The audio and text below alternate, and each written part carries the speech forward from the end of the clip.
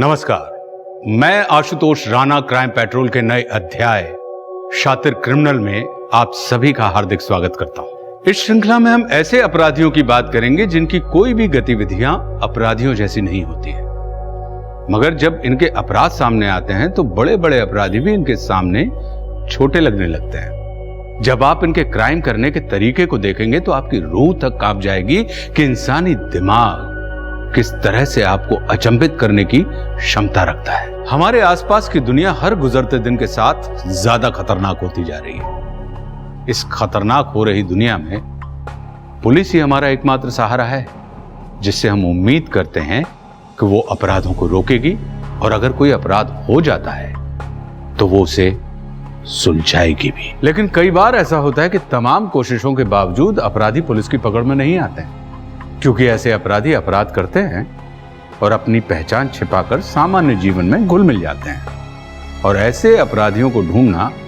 भूसे के ढेर में सुई ढूंढने के जैसा होता है।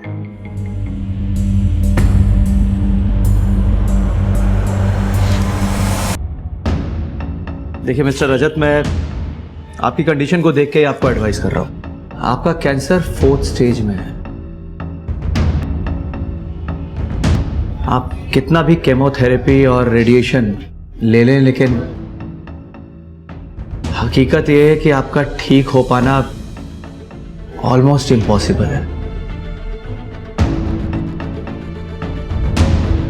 सर, पर हम ऐसे कैसे गिव अप कर दें? रजत का ट्रीटमेंट ऐसे बीच में कैसे छोड़ दें सर? पूर्वी जी, मैं आपके इमोशंस को अच्छी तरह समझता हूँ, लेकिन हकीकत यह है कि रजत पहले ही बहुत दर्द बर्दाश्त कर चुका है। आगे मर्जी आप लोगों की है, आप क्या करना चाहते हैं क्या नहीं। ये हर्बल मेडिसिन मैं आपको दे रहा हूं रजत के पेन के लिए। मेरी आपको सलाह होगी कि आप ऊपर वाले से दुआ करें, अच्छे की उम्मीद करें, लेकिन बुरे के लिए तैयार रहें।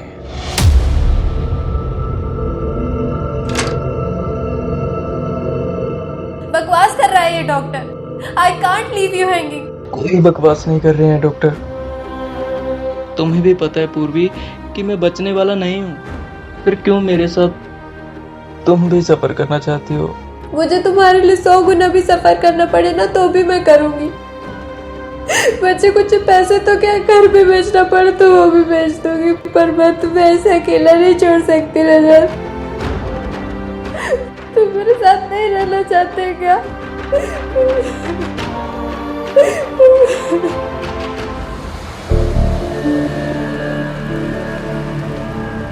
ओए बिल दे रे। लो भाई जी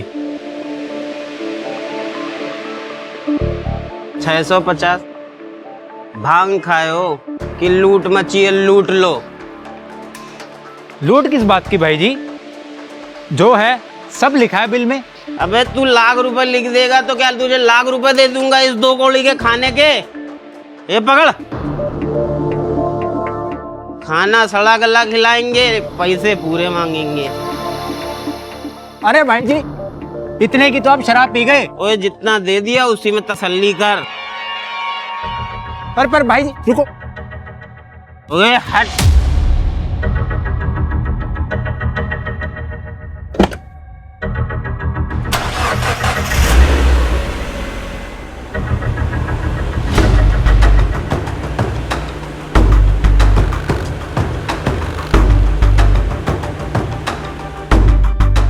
कहाँ जाना है? थोड़ा आगे तक छोड़ दीजिए। आ जाओ, बैठ जाओ, छोड़ देते हैं।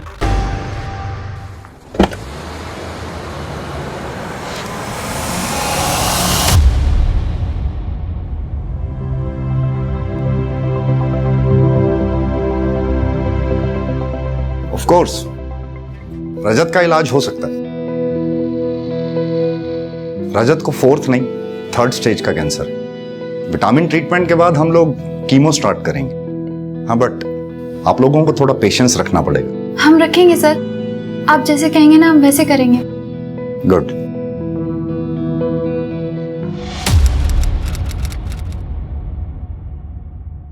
आराम से निकालो। गला कटा हुआ है। जी सर। बॉडी को सर्च करो। और ना ही कोई आईडी कार्ड, लगता है लुढ़के से फेंक दिया है यहाँ। बॉडी को पोस्टमार्टम के लिए भेजो और इसकी फोटो क्लिक करो और आसपास के एरिया में लोगों को दिखाओ।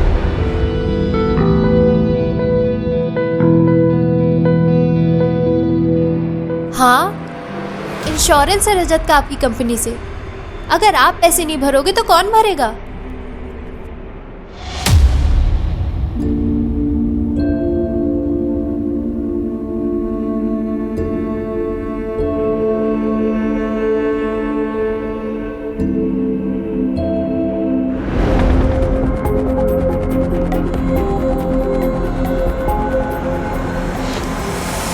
रजत, क्या हुआ रजत को?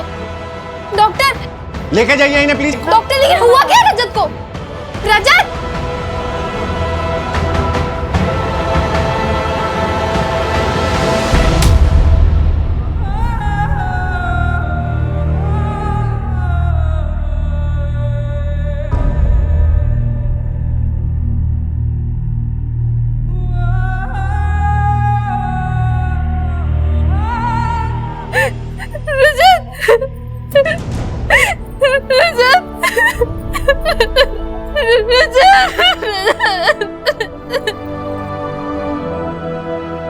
रजत को क्या हुआ? आपने तो कहा था कि वो ठीक हो जाएगा। सब कुछ ठीक था। रजत की बॉडी ट्रीटमेंट को अच्छे से रिस्पॉन्स भी कर रही थी। शायद लास्ट मिनट कॉम्प्लिकेशंस हुई रजत के साथ। पर आपने तो कहा था कि रजत ठीक हो जाएगा। मेरे से क्या हो गया? आई एम सॉरी पूर्वी।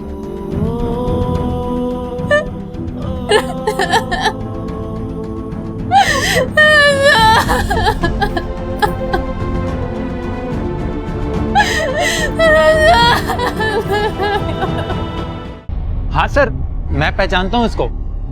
टेम्पो ड्राइवर है ये, इसी रूट पर चलता था, अक्सर आता था मेरे ढाबे पर। लाश मिली है इसकी 2 दिन पहले, यहाँ से 3 किलोमीटर दूर हाईवे पर। लाश? सर 3 दिन पहले ये मेरे ढाबे पर आया था। जाते वक्त एक औरत को लिफ्ट देते हुए भी देखा था मैंने। जरूर इसी ने कुछ किया होगा उस औरत के साथ भी, तभी उसने इसे मार दिया होगा। नाम पता जानते हो इसका? सर नाम पता तो नहीं मालूम, पर हाँ पहले ही अपना मोबाइल ढाबे पर ही भूल गया था। एक मिनट सर,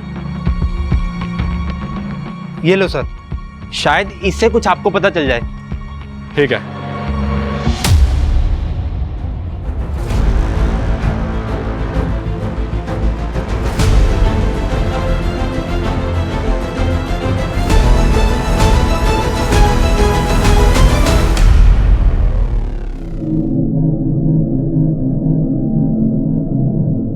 आपकी बच्ची को अर्जेंटली हार्ट ट्रांसप्लांट की जरूरत है।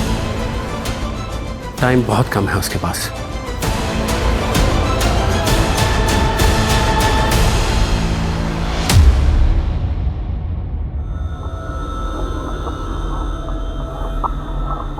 जी आप कौन? मेरी बेटी पीहू इस हॉस्पिटल में एडमिट है और आपके पिताजी की वजह से उसकी जान बचाई जा सकती है। कैसे? मेरी बेटी सिर्फ 8 साल की है और उसे हार्ट ट्रांसप्लांट की जरूरत है। डॉक्टर का कहना है कि आपके पिताजी का हार्ट उसे ट्रांसप्लांट किया जा सकता है। ये क्या बकवास कर रही हैं आप? मेरे पिताजी अभी जिंदा है। पर ब्रेन तो डेड है ना, और वो कभी रिकवर भी नहीं करेंगे। ये आप कैसे कह सकती हैं? और अगर ऐसा है भी तो मैं आपकी बेटी के लिए अपने पिताजी को मार दूं? देखिए, आप मेरी बात नहीं समझ रहे। आपके पिताजी ने तो पूरी जिंदगी जी ली, पर मेरी बेटी पीहू, वो तो सिर्फ 8 साल की है। उसके सामने उसकी पूरी जिंदगी पड़ी है। आपके पिताजी की मौत मेरी बेटी को जिंदगी दे सकती है। अरे कौन है ये औरत? भाई साहब, कौन है ये? आप कोई है यहाँ पे? बाहर निकलो इसे। मेरी कोई है यहाँ पे? जिंदगी आपके हाथ में, प्लीज उसे बचा लीजिए प्लीज। भाई साहब प्लीज, लेके जाइए इसे। वो सिर्फ 8 साल की है, आप थोड़ा तो समझिए। उसकी पूरी जिंदगी पड़ी है। भाई साहब प्लीज मेरी बात सुनिए, प्लीज थोड़ा सोचिए। अब अंदर मत जाना।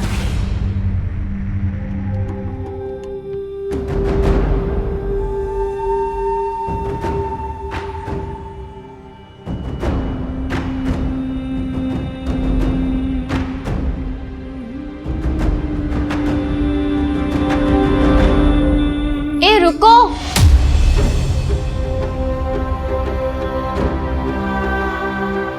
मैं आपकी हेल्प कर सकती हूँ अपने पति को मनाने में। बहन जी आपका बहुत बहुत एहसान होगा, आप प्लीज हार्ट। अरे मेरी बात तो सुनिए पूरी, एहसान की कोई बात नहीं है। आप पापा जी के हार्ट के बदले हमें सिर्फ 5 लाख रुपए दे दीजिएगा। 5 लाख? पर बहन जी इतने पैसे तो मेरे पास नहीं है, सारे पैसे पहले ही पीहू के इलाज में खर्च हो चुके हैं, मैं इतने पैसे कहाँ से लाऊंगी? तो फिर रहने दो, बिना कुछ मिले मैं कैसे समझा पाऊंगी अपने पति को? नहीं नहीं सुनिए, मैं कुछ करती हूँ, मैंने अपने पति से बात करती हूँ, मुझे हार्ट चाहिए। ठीक है।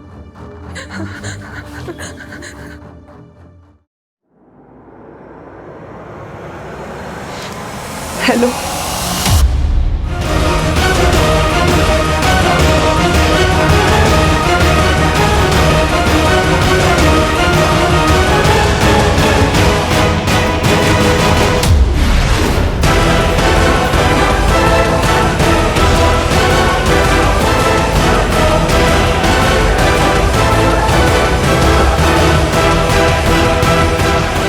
सर, इन 8 मर्डर्स में एक बात कॉमन है, जब जब ये मर्डर हुए हैं एरिया के लोगों ने लाल सलवार सूट पहने एक औरत को देखा है गाड़ियों से लिफ्ट मांगते हुए।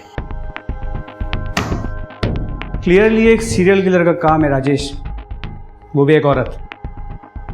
हमें सीरियल किलर मैपर की जरूरत पड़ेगी किलर की प्रोफाइलिंग करने के लिए। अरेंज करो। सर, इन सारे मर्डर्स में किलर का मोडस ऑपरेंडी बिल्कुल सेम है, लेकिन इस सीरियल किलर ने सिर्फ 8 ही मर्डर किए हैं, इस बात में थोड़ा डाउट है।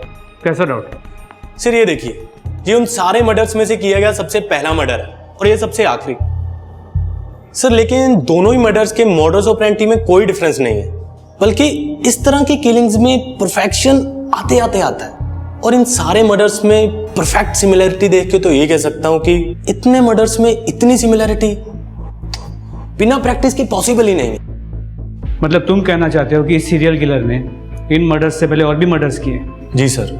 और सर आपका ये अंदाजा भी बिल्कुल सही है कि विक्टिम के गर्दन को गाड़ी में पीछे से बैठ के काटा गया।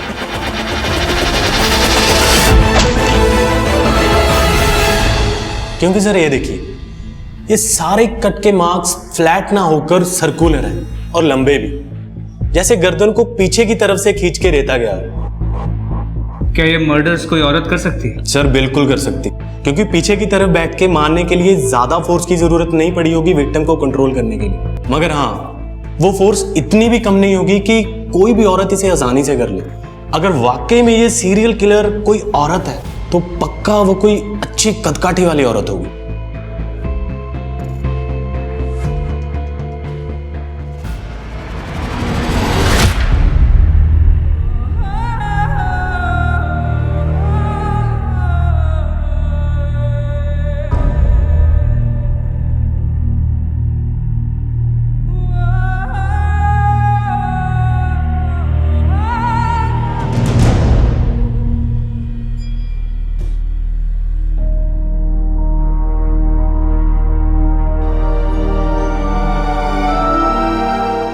बेटा आखिरी बार उसे विदाई तो दे दे। नहीं माँ, नहीं, रजत ने प्रॉमिस किया था कि वो लड़ेगा अपनी जिंदगी के लिए, मेरे साथ रहेगा, पर उसने अपना प्रॉमिस तोड़ दिया। वो मेरे साथ ऐसे कैसे कर सकता? माँ नहीं, मैं उसे अलविदा नहीं कहूंगी, मैं नहीं कहूंगी। विशाल ले जाओ अपने भाई को, ले जाओ रजत को यहाँ से। मैंने ले जाओ रजत को।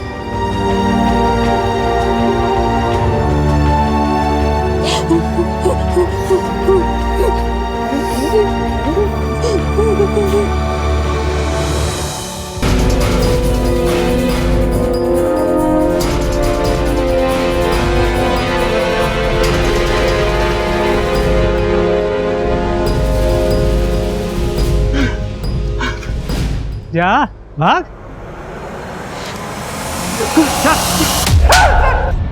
बोल। सर मैं सच कह रहा हूँ सर, मैंने कुछ नहीं किया सर, मैंने किसी टैक्सी वाले का खून नहीं किया सर। तो जिस टैक्सी ड्राइवर की डेड बॉडी हमें मिली है उसकी टैक्सी तेरे पास कैसे आई? कौन? पिछले 1 साल से चोरी की गाड़ियों का कलर और चेसिस नंबर बदल के बेच रहा था ना तू? सोच रहा था कभी पकड़ा नहीं जाएगा, लेकिन इस बार तूने जल्दी में चेसिस नंबर बदलना भूल गया। मैंने कुछ नहीं बदला सर, कुछ भी नहीं बदला सर। मुझे गाड़ियाँ वैसे ही मिली थी जैसे आपको मिली है सर। सर तेरी सारी गाड़ियाँ तेरे पास आई कहाँ से तेरे पास?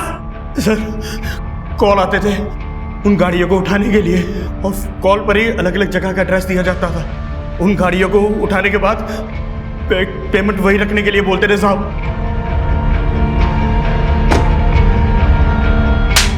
कौन करता था फोन? किससे बात होती थी तेरी? अलग अलग नंबर से फोन आता था साहब, एड्रेस बताने के लिए।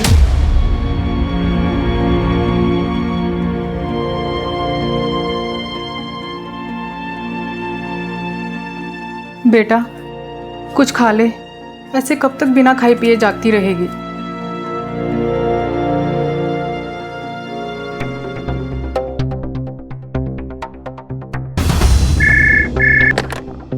हेलो, मैंने पहले भी आपको फोन किया है। मेरी डॉक्टर बख्शी से अभी बात करवाइए।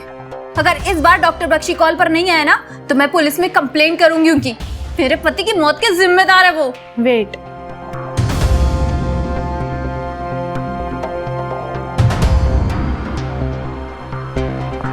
अब किस लिए फोन किया आपने यहाँ पे? आपको अच्छे से पता है कि मैंने आपको क्यों फोन किया है।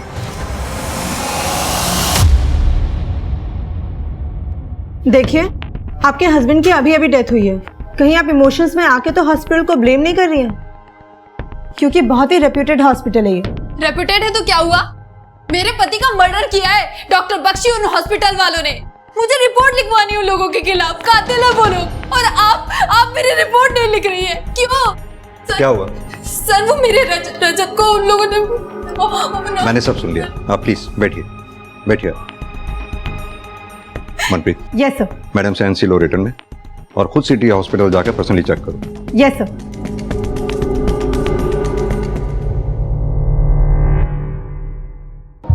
मैम, रजत को बचाने के लिए हम जो कुछ कर सकते थे हमने वो सब कुछ किया, पर वो नहीं बच पाया। कैंसर तो आपको पता है कितनी अनप्रेडिक्टेबल सी बीमारी है, न जाने कब क्या हो जाए। झूठ बोल रहे हैं आप। ये रजत को कैंसर ने नहीं मारा, बल्कि आपने और आपके हॉस्पिटल ने मारा है। मैं ना आपको छोड़ो, बाहर जाइए आप, प्लीज बाहर जाइए, लेके जाओ इन्हें। झूठ बोल रहे हैं ये। रजत को बचाने का वादा किया था इन लोगों ने। मैं छोड़ूंगी नहीं, मैं किसी को नहीं छोड़ूंगी। मैं किसी को भी नहीं छोड़ूंगी। देखिए रजत ना तो पहला ऐसा पेशेंट है जिसकी डेथ मेरे हॉस्पिटल में हुई है, और ना ही पूर्वी कोई पहली ऐसी रिलेटिव है जो इस तरह से हंगामा कर रही है। हाँ, रजत की मौत पे मुझे भी डाउट है। डाउट है? पूर्वी मुझसे पैसे मांग रही है रजत की मौत के हर जाने के तौर पर। डॉक्टर बख्शी, मेरे पास जितने भी पैसे थे वो सब रजत के इलाज में खर्च हो गए। मेरे पास कुछ भी नहीं है, मैं अपने खर्चे कैसे उठाऊं? आपको तो कंपनसेशन देना ही होगा, चाहे ऐसे या वैसे। जिस टाइम रजत की डेथ हुई ठीक उससे लगभग आधा घंटा पहले मेरे डॉक्टर्स ने राउंड किया। रजत वाज परफेक्टली फाइन। उसके आधे घंटे के अंदर अंदर न जाने ऐसा क्या हुआ कि रजत की डेथ हो गई। पर उस टाइम पूर्वी अकेली थी मैम रजत के साथ रूम में। इंटरेस्टिंग। पता है मनप्रीत, पैसा आदमी से कुछ भी करवा सकता है, तो फिर ये पूर्वी क्या चीज है? इसका बैकग्राउंड चेक करो। Yes sir. और वो हॉस्पिटल में कुछ सस्पिशियस मिला क्या?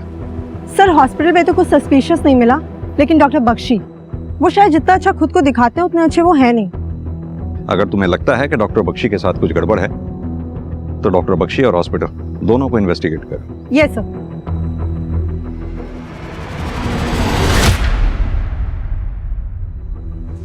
सर मुझे पैसों की जरूरत है, और आप ऐसे कैसे मना कर सकते हैं मुझे पैसे देने से? हेलो,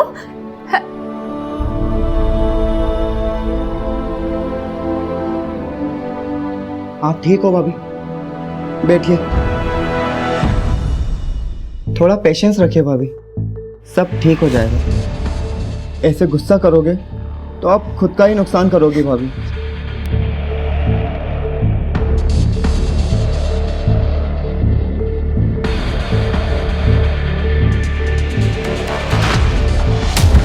मुझे पता है मुझे क्या करना है।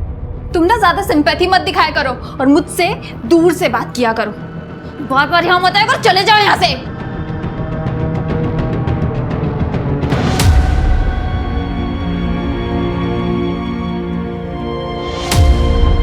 आप बात को समझ नहीं रही हैं मैडम। हॉस्पिटल में जगह नहीं है दूसरे पेशेंट्स के लिए, और आपकी बेटी का एक ही इलाज है, हार्ट ट्रांसप्लांट, और वो आप अरेंज नहीं कर पा रही हैं। अब एक काम करिए, या तो इसको आप घर ले जाइए और इसके साथ टाइम स्पेंड करिए प्लीज। आपको समझ में आ रहा है आप क्या बोल रहे हैं? मरने के लिए ले जाऊं अपनी बेटी को घर? मैं आपसे बोल रही हूँ कि एक दिन का टाइम और दे दीजिए। मेरे हस्बैंड कर रहे हैं पैसों का इंतजाम इसके हार्ट ट्रांसप्लांट के लिए।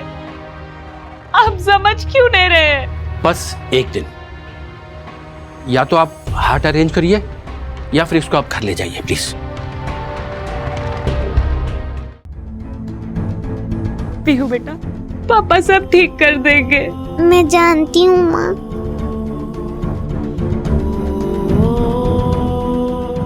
मेरा बच्चा। ज्ञान के मर्डर केस में हमारे पास एक ही सस्पेक्ट है, वो ढाबे वाला वीरू, जिसका झगड़ा हुआ था ज्ञान के साथ। ओए जितना दे दिया उसी में तसल्ली कर। अरे पर भाई जी रुको। ओए हट। बाकी पुलिस स्टेशन से कुछ पता चला? हाँ सर, हाईवे पे हो रही लूटपाट की गैंग के बारे में पता किया। गैंग के बारे में क्या पता चला? सर गैंग के बारे में कुछ खास पता नहीं चला, लेकिन पिछले 1-2 सालों में कई पुलिस स्टेशन में ज्ञान जैसे ही सिमिलर मर्डर केसेस रिपोर्ट हुए हैं, जिनमें से ज्यादातर विक्टिम की पहचान नहीं हो पाई है सर। और जिन 1-2 विक्टिम की पहचान हुई भी थी, उनके केस को रैंडम लूटपाट की केस की तरह इन्वेस्टिगेट किया गया। अगर ये ढाबे वाला वीरू उस ज्ञान को नहीं पहचानता और उस लाल सूट वाली औरत के बारे में हमें नहीं बताता, तो हम भी शायद इस केस को एक रैंडम केस की तरह ट्रीट कर रहे होते। सर अब क्या करें? पहले तो हमें यह पता करना है कि ये वीरू सच बोल रहा है या सिर्फ हमें बहका रहा है। तुम ऐसा करो, बाकी के पुलिस स्टेशन से जो भी सिमिलर केस रिपोर्ट हुए हैं उनकी डिटेल मंगवाओ और उसे आपस में टैली करो। देखो कोई लीड मिलती है या नहीं। जी सर।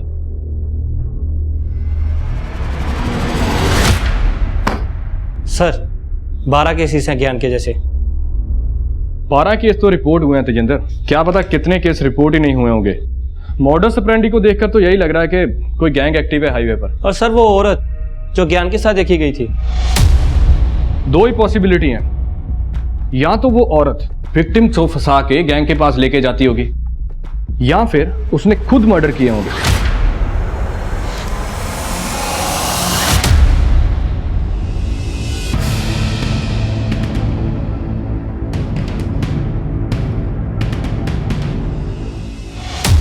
सर 8 विक्टिम्स की पोस्टमार्टम रिपोर्ट स्टडी कर रहा था, लेकिन उसमें भी कुछ खास मिला नहीं था इन्वेस्टिगेटिव टीम्स को। सर हाईवे पर एक औरत की डेड बॉडी मिली है।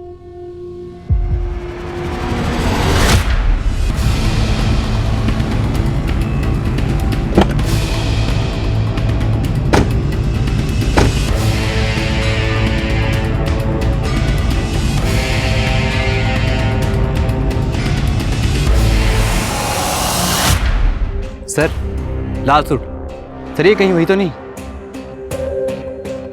बॉडी को बाहर निकाल। बॉडी को सबसे पहले तुमने देखा था? जी सर, मैं बस यहाँ से जा रहा था तो मेरी नज़र पड़ी सर। तो जब यहाँ आए बॉडी के आसपास किसी को देखा? नहीं सर, यहाँ पर कोई भी नहीं था।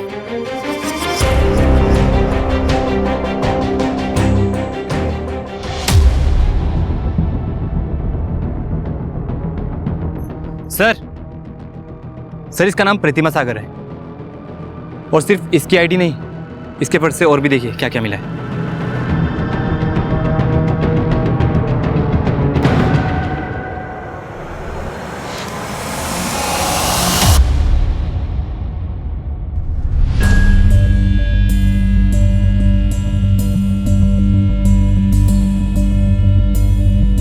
सुनो यहाँ, ये प्रतिमा सागर यहीं रहती है? जी प्रतिमा यहीं रहती हैं, लेकिन काफी दिन से दिखाई नहीं दी। तो इसकी फैमिली में कोई नहीं है? अरे सर फ्री है सर, कोई होता भी तो वो भी साथ छोड़ के चला जाता। ऐसा क्यों? अरे सर साइको है, कब आती कब जाती है इसका कोई पता ही नहीं लगता, किसी से बनती ही नहीं है इसकी। अगर गलती से कोई इससे बात भी कर लेना तो खामखाम भड़क जाती है। ऐसी औरत से कौन कांटेक्ट रखना चाहेगा, ना घर वाले ना बाहर वाले। तो ठीक है,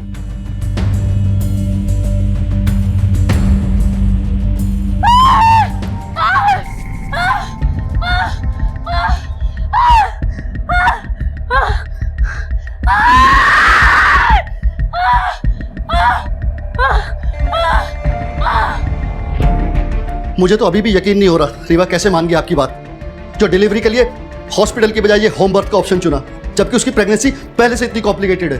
मान गई, क्योंकि ये कॉम्प्लिकेशंस वगैरह ना सब डॉक्टरों के बनाए हुए फतूर हैं। अरे हॉस्पिटल लेके जाएंगे तो वो चीर फाड़ करेंगे सिर्फ पैसा बनाने के लिए।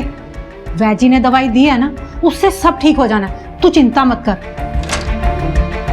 रीवा का बच्चा अटक गया है, उसको हॉस्पिटल ले जाना पड़ेगा।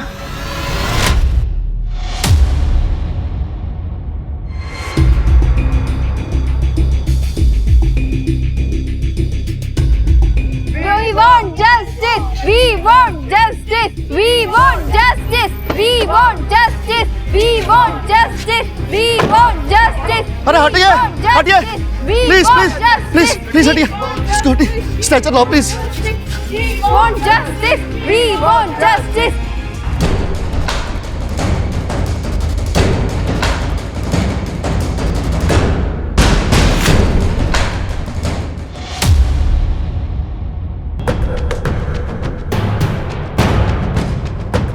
मत रीवा, सब ठीक होगा, कुछ नहीं होगा तुम्हें। हम हॉस्पिटल में है ना, हौसला रख, सब ठीक होगा रीवा।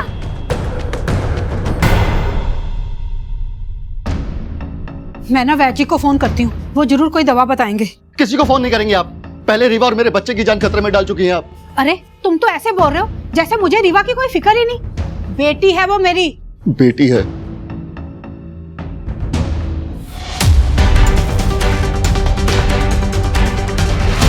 ये रहे तुम्हारे पैसे। लेट कर दिया तुमने, अब कुछ नहीं हो सकता। डैडी जी गुजर गए। कुछ नहीं हो सकता मतलब?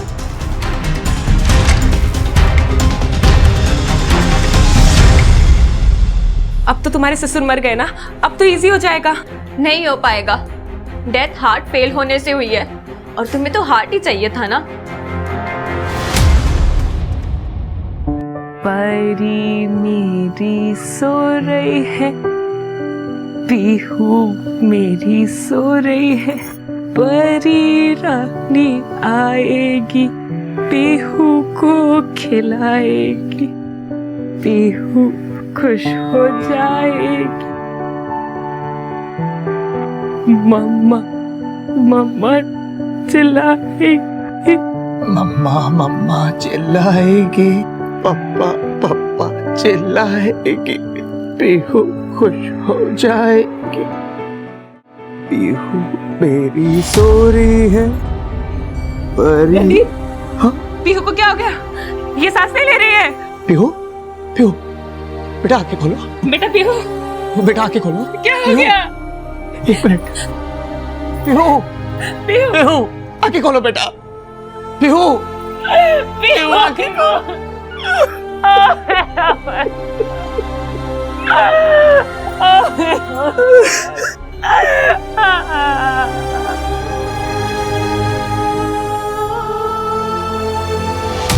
सारे प्रूफ्स प्रतिमा को हमारी सीरियल किलर बता रहे हैं, लेकिन मुझे कुछ सही नहीं लग रहा। यह भी तो हो सकता है कि ये सारे प्रूफ्स प्लान किए गए प्रतिमा के खिलाफ, ताकि हम हमारी इन्वेस्टिगेशन बंद करें। एक काम करते हैं, इस प्रतिमा के मर्डर केस को एक इंडिपेंडेंट मर्डर केस की तरह ट्रीट करते हैं और इसके किलर को ट्रेस करने की कोशिश करते हैं। एक बार ये किलर हाथ में आ गया तो प्रतिमा की असली कहानी भी सामने आ जाएगी। प्रतिमा की बॉडी हमें यहाँ मिली, तुम उस तरफ जाके पूछताछ करो, हम लोग इस तरफ देखते हैं। हो सकता है प्रतिमा के केस में कोई नया लीड मिले। ठीक है सर।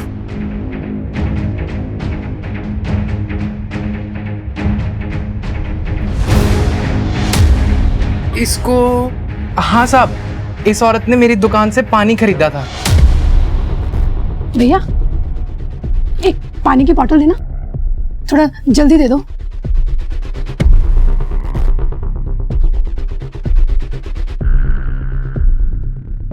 मैडम कौन है वो?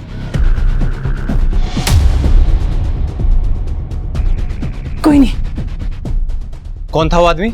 सब इतना तो नहीं पता, बहुत अंधेरा था, पर वो आदमी ना कद काठी से बहुत लंबा चौड़ा था। यानी कि मेरा शक सही था, कोई तो प्रतिमा का पीछा कर रहा था। उसी ने प्रतिमा को मारा और उसकी बॉडी पे सीरियल किलर होने के प्रूफ प्लांट करके खुद गायब किया। सर लग तो ऐसा ही रहा है। दुकानदार के डिस्क्रिप्शन के हिसाब से पीछा करने वाले की कदकाठी हमारे सीरियल किलर की प्रोफाइल से मैच कर रही है। प्रतिमा के मोहल्ले में जाके पूछताछ करो। देखो किसी ने कोई सस्पिशियस आदमी या औरत प्रतिमा के घर के पास देखा है कि जो कोई भी प्रतिमा को फॉलो कर रहा था वो प्रतिमा के अजीब बिहेवियर के बारे में जानता, और वो ये भी जानता था कि प्रतिमा के आगे पीछे कोई नहीं है। इसीलिए उसने प्रतिमा को हमारी सीरियल किलर बनाकर हमारी इन्वेस्टिगेशन को भटकाने की कोशिश की। हमें एक बहुत ही डेंजरस और स्मार्ट सीरियल किलर को ट्रेस करना है। हमें उसे जल्द से जल्द पकड़ना होगा। न जाने वो अपना अगला शिकार किसे और कहाँ करे। सर जिस पुलिस स्टेशन के ज्यूरिसडिक्शन में डेड बॉडीज मिली थी वो सभी हाई अलर्ट पर है। अलर्ट पर ही रखो उन्हें। सीरियल किलर आजाद घूम रहा है, जल्दी नहीं पकड़ा गया तो और भी मर्डर होंगे। Okay sir. पुलिस की दोनों टीमें सही रास्ते पर थी।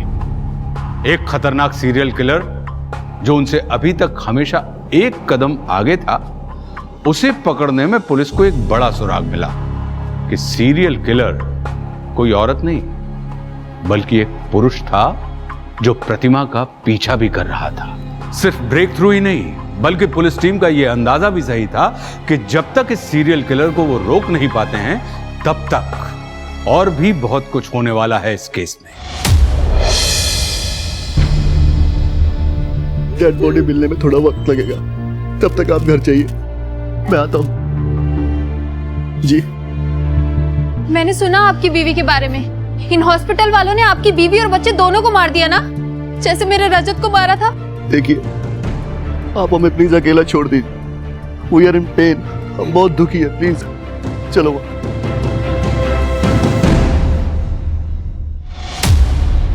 अच्छा ही हुआ रजत को अपनी जिंदगी से मुक्ति मिल गई। पूर्वी उसके साथ रह के भुगती तो रही थी, कम से कम वो अपनी मर्जी से अपनी जिंदगी जी तो सकती। अपनी मर्जी से मतलब? अरे मैम, मरने वाले के बारे में मैं आपको क्या बताऊं। रजत को कैंसर होने से पहले ही उसने अपने भाई विशाल को अपनी मम्मी पापा के घर भेज दिया था। अब रजत के मरने के बाद वो जब चाहे अपनी मर्जी से आता जाता है। मुझे तो ये लगता है विशाल और पूर्वी के बीच कुछ। सिटी हॉस्पिटल के रिकॉर्ड में एक चीज बहुत ऑड है। क्या? शहर के बड़े बड़े और फेमस हॉस्पिटल्स में भी इतने ऑर्गन ट्रांसप्लांट नहीं हो रहे हैं जितने इस सिटी हॉस्पिटल में हो रहे हैं। इनफैक्ट पूर्वी के हस्बैंड रजत, उसके भी ऑर्गन ट्रांसप्लांट वही हुए थे। और सर पूर्वी, उसके बारे में हमें ये पता चला है। ये देखिए, ये तो रजत के इंश्योरेंस के पेपर है। बिल्कुल। और आप रजत की इंश्योरेंस को क्लेम करना चाहती हैं, वो भी जल्द से जल्द। हाँ तो इसमें गलत क्या है? मेरे पति के नाम पे इंश्योरेंस था और अब उसकी डेथ हो गई है। क्लेम नहीं करूंगी तो क्या करूंगी? गलत? इसमें कोई गलत नहीं है, बल्कि आपके और आपके देवर विशाल के बीच में जो भी कुछ चल रहा है, क्या वो सही है? क्या चल रहा है मेरे और विशाल के बीच में?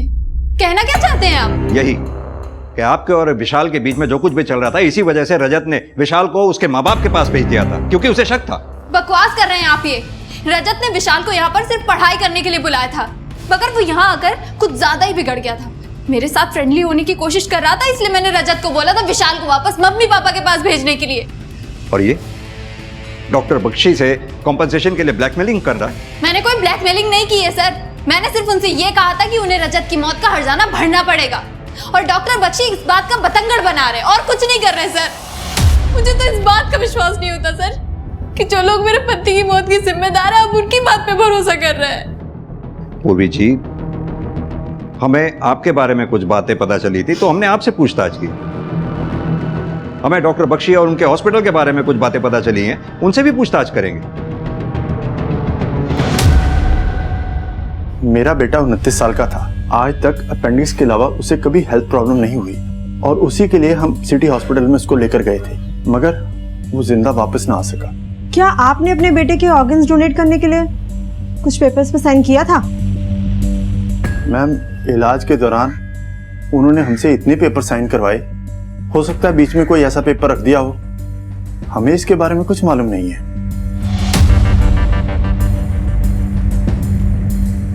किडनी कौन दे रहा था ये जानकर मुझे क्या करना था मैम? सिटी हॉस्पिटल वालों ने बताया किडनी अवेलेबल है तो मैंने ट्रांसप्लांट करवा ली। कितना पैसा दिया था आपने ट्रांसप्लांट का? 3 लाख पड़े थे मैम। आधा पैसा ऑनलाइन दिया था, आधा कैश में। सर, मेरी बीवी रीवा को प्रेगनेंसी में पहले ही बहुत कॉम्प्लिकेशंस थी, फिर भी मेरी सास ने उसे इस देसी इलाज के चक्कर में फंसा दिया। अब आप ही बताइए, मैं अपनी बीवी की मौत का जिम्मेदार किसे मानूं? हॉस्पिटल को या अपनी सास को? मिस्टर शिव, एक बात बताइए, आपकी पत्नी रीवा के ऑर्गन्स डोनेट हुए थे? सर, जितने भी ट्रांसप्लांट हुए हैं मेरे हॉस्पिटल में सबके सब लीगल हैं। हमारे पास पेपर्स हैं, रिलेटिव की परमिशन है। लेकिन डॉक्टर बख्शी, सब केसेस में ट्रांसप्लांट के बेनिफिशरीज या रिलेटिव्स को पता ही नहीं था कि वो डोनेशन के पेपर पे साइन कर रहे हैं। दूसरी बात, ट्रांसप्लांट के बेनिफिशरीज से हाफ पेमेंट कैश में ली गई, जिसका हमें कोई ट्रेस नहीं मिला। कहां गया वो पैसा? ऐसा कैसे हो सकता है सर? हम कैश में डील ही नहीं करते, तो फिर कैश लेंगे क्यों? तो डॉक्टर बख्शी, अगर पैसा आपके पास नहीं है तो किसी के पास तो होगा ही।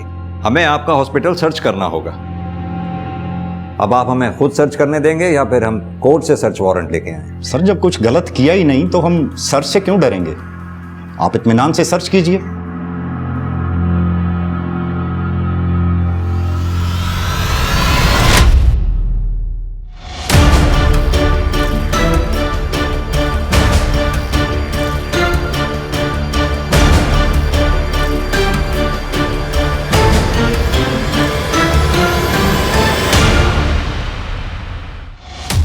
हाँ तो राधा कुमारी जी, हॉस्पिटल के ऑर्गन डोनेशन ट्रांसप्लांट के सारे गड़बड़ केसेस तुम ही हैंडल करती हो, क्यों और कैसे?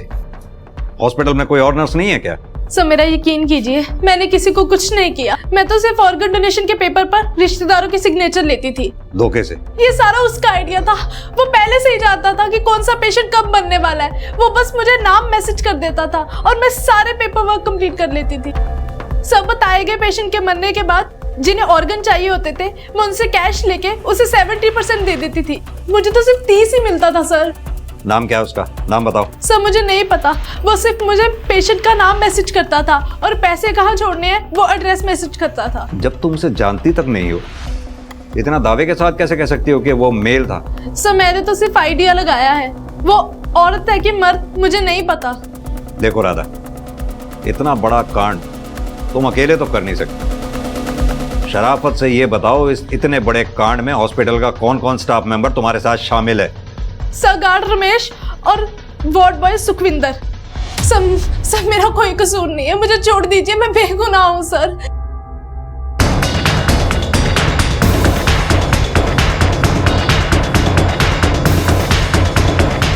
सर, राधा के दिए हुए सारे नंबर्स बंद आ रहे हैं और सर गार्ड और वार्ड बॉय से भी कुछ नया पता नहीं चला। मनप्रीत, हैरानी की बात है, जितने भी पेशेंट्स ऑर्गन डोनेशन रैकेट का शिकार हुए हैं, सब में एक चीज कॉमन है, सबकी मौत हार्ट अटैक से हुई है। हाँ सर, मेरा तो ध्यान ही नहीं गया इस बात पर। और इतना ही नहीं, ये सभी पेशेंट्स के केसेस को जब मैंने गहराई से स्टडी किया तो एक चीज और कॉमन पाई। इन सभी पेशेंट का कभी ना कभी एक आयुर्वेदिक डॉक्टर दीप राणा से कनेक्शन रहा है। इन सभी पेशेंट्स का दीप राणा से कनेक्शन होना महज इत्तेफाक नहीं हो सकता, कहीं तो कोई गहरा राज छिपा है। देखिए, आपका कैंसर लाइलाज है। अगर फिर भी कोई डॉक्टर आपको ये कहता है कि वो आपको यहां से ठीक कर सकता है, तो इसका सीधा मतलब ये है कि वो आपसे झूठ बोल रहा है और आपसे पैसे ऐंठना चाहता है।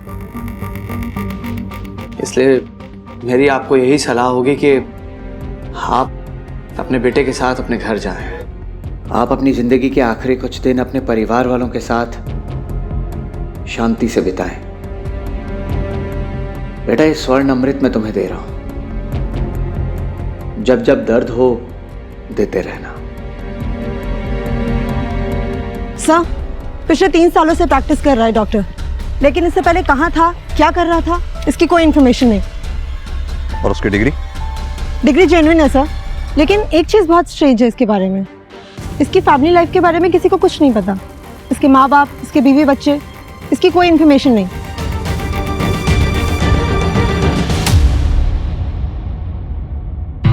क्या बात डॉक्टर साहब, भागने की तैयारी हो रही है? इंस्पेक्टर साहब, आप लोग यहाँ, और ये आप क्या कह रहे हैं? आई होप कि आपने सुना होगा कि सिटी हॉस्पिटल में कई सारे पेशेंट्स की मौत हार्ट अटैक से हो गई, और तो और उनके ऑर्गन्स भी डोनेट धोखे से करवाए गए। और डॉक्टर साहब, ताज्जुब की बात तो ये है कि सभी पेशेंट्स आपके हैं। आपने उन्हें सिटी हॉस्पिटल में रेफर किया था। तो नहीं करना चाहिए था क्या? देखिए इंस्पेक्टर, सिटी हॉस्पिटल एक शहर का रिप्यूटेड हॉस्पिटल है। पेशेंट्स को सेकंड ओपिनियन चाहिए होता है, इसलिए मैं उन्हें उस हॉस्पिटल में रेफर कर देता हूँ। इसमें कुछ गलत किया क्या मैंने? गलत नहीं किया होता तो ऐसे भाग तो नहीं रहे होते डॉक्टर साहब। मैं भाग नहीं रहा हूँ। मैंने अपने लैंडलॉर्ड को 1 महीने पहले ही इन्फॉर्म कर दिया था कि मैं यहाँ से जा रहा हूँ दूसरे शहर। आप चाहें तो उनसे पूछ सकते हैं। पूछ लेंगे, उनसे भी पूछ लेंगे। फिलहाल आप ये बताइए कि आप यहाँ 3 साल से प्रैक्टिस कर रहे हैं। 3 साल पहले आप कहाँ थे, क्या कर रहे थे, इसका कोई रिकॉर्ड क्यों नहीं? 1 मिनट।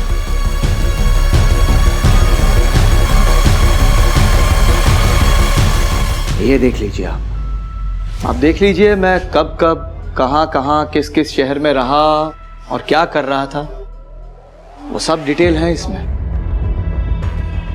ठीक है डॉक्टर साहब, फिलहाल हम ये डॉक्यूमेंट्स लेकर जा रहे हैं वेरिफिकेशन के लिए। लेकिन हाँ, जब तक हम कहें नहीं ये शहर छोड़कर जाइएगा नहीं। चलो मनप्रीत। काफी दिलेर है सर, एक बार भी नहीं घबराया और हर सवाल का बिल्कुल परफेक्ट जवाब रेडी था, वो भी पहले से। परफेक्ट तो कुछ भी नहीं होता मनप्रीत, फिर ये डॉक्टर कैसे परफेक्ट हो सकता है? एक काम करो मनप्रीत, डॉक्टर की फोटोग्राफ आसपास के पुलिस स्टेशन में सर्कुलेट करवाओ। पता करो इस डॉक्टर का किसी केस से लेना देना रहा हो, अगर हाँ तो उस केस की पूरी डिटेल्स निकलवाओ। इस डॉक्टर का इतिहास गायब है ना, इसका इतिहास निकालकर इसका भविष्य बिगाड़ेंगे।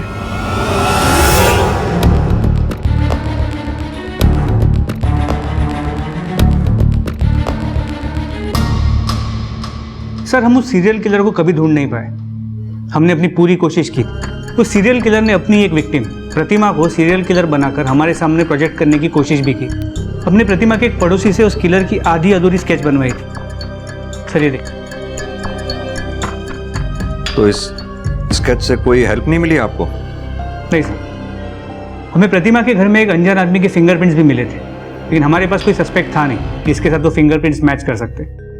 सर, अब आपके पास एक सस्पेक्ट है तो ट्राई करके देखते हैं। नहीं वर्मा जी, ऐसे डॉक्टर दीप राणा के फिंगरप्रिंट्स नहीं ले पाएंगे। वो बहुत होशियार है, डेंजरस भी। हमें उसके फिंगरप्रिंट्स उसकी नॉलेज में डाले बिना लेने होंगे। सर वो कैसे करेंगे? मनप्रीत, एक सर्च वारंट निकलवाओ। Yes sir.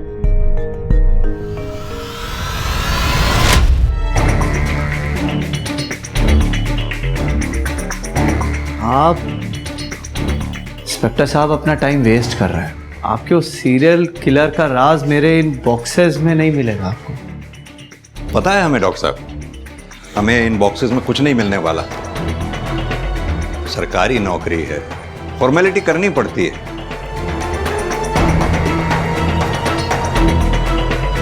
चलो भाई, हो गया बस। ठीक है डॉक्टर साहब, जल्दी मुलाकात होती है। चलो मनप्रीत।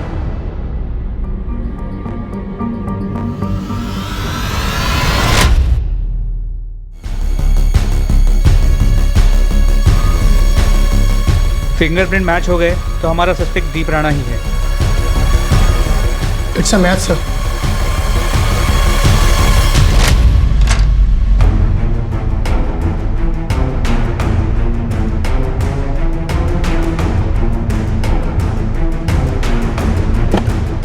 मैं क्रिमिनल कोई शौक से नहीं बना हूं।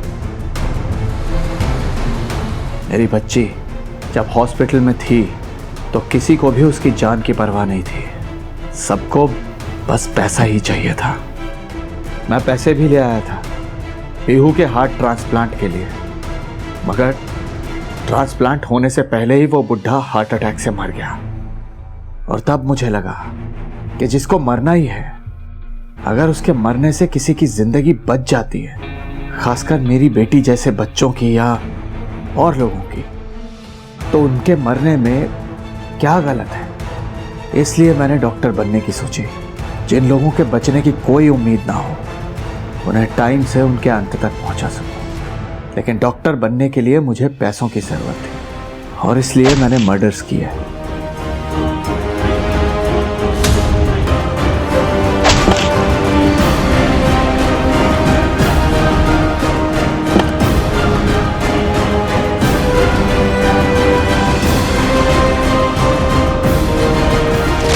जब मैं डॉक्टर बन गया तो शांति से मरने में लोगों की हेल्प करने लगा। मैंने उन्हें बिना दर्द के और बिना तड़पाए मुक्ति दी, अपनी दवा से, जिसे पीकर उनका दिल धीरे होते होते आखिरकार बंद हो जाता था। मेरी बेटी को तो नहीं बचा पाया मैं, लेकिन हाँ, मेरी बेटी के ही जैसे ना जाने कितने ही लोगों को जिंदगी मैंने दी है। दूसरों को मारकर खुद को भगवान समझ बैठा है। कितने ही निर्दोष लोगों की जान ली है तूने, उन टैक्सी वालों की, उस प्रतिमा की। न जाने ऐसे कितने पेशेंट जिसमें से कई बच भी जाते अगर तू बीच में नहीं आता तो। कैसे बच सकते थे इंस्पेक्टर साहब? पैसे देकर, हाँ, दोनों हाथों से भर भर के पैसे देते और जिंदगी खरीद लेते। लेकिन मेरे एक सवाल का जवाब दीजिए आप लोग, उन लोगों का क्या जिनके अपने उन्हीं पैसों की कमी से मर जाते हैं? उन लोगों का क्या? अपनी पापों का ठीक रहा, अपनी बेटी की मौत के ऊपर मत डाल। 2012 से तूने 108 लोगों को मारा है। अगर सिर्फ डॉक्टर बनने के लिए पैसों की बात होती ना तो कब का रुक गया होता, मगर तू रुका नहीं। तू ये मुक्ति दे के मसीहा बनने की कहानी किसी ऐसे को सुनाना जो तुझे जानता ना हो, हमें नहीं। जगतार, लेके जाओ उसे।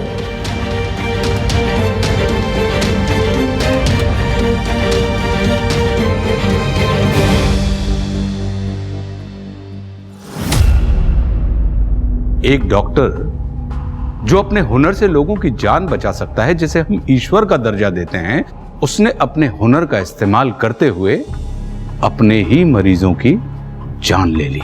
कोर्ट ने आईपीसी की धारा 302, 304 और 120B के तहत डॉक्टर दीप राणा को मानवता के खिलाफ किए गए उसके जघन्य अपराध के लिए फांसी की सजा सुनाई। अक्सर यह होता है कि किसी के साथ हुआ अन्याय उसे अपराध की ओर धकेल देता है, फिर वो इंसान खुद के द्वारा किए गए अपराधों को न्याय की तरह देखने लगता है। आंख के बदले आंख हर किसी को अंधा बना देगा।